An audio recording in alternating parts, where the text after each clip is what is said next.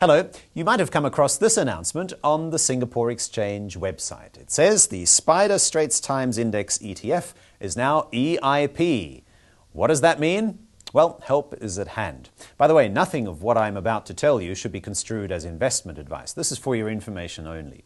But in essence, the Spider Straits Times ETF gives you exposure to the broad Singapore market. It neither outperforms nor underperforms. It just gives you a one-for-one exposure to how the Straits Times Index is tracking. And this ETF, Exchange Traded Fund, is now an excluded investment product, an EIP. Let me explain. In the wake of the financial crisis in 2009, the Monetary Authority of Singapore put certain financial products out of reach of retail investors. The concern was that some retail investors might not know what they're getting themselves into.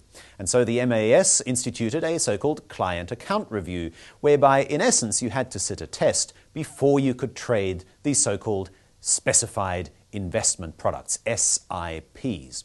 Now, for quite some time, the exchange-traded funds, including the Spider STI ETF, were a specified investment product. You simply had to sit the test before you traded in this ETF. But effective September the 30th, that's no longer the case. And the Spider STI ETF joins 8 other exchange-traded funds in being excluded, or in other words, exempt from having to sit this test first.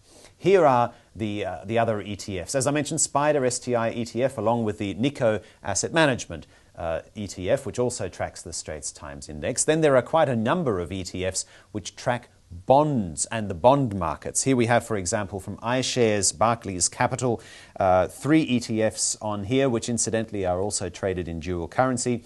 On the next graphic, you'll see an iShares JP Morgan bond ETF and the ABF Singapore Bond Index Fund.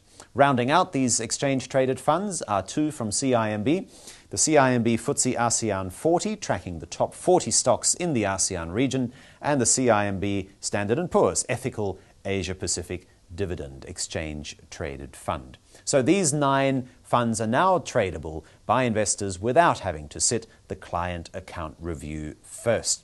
For more information on this and other issues that you might be interested pertaining to your investments, register at the Securities Investors Association website for the free newsletter that will come your way. Thanks for watching.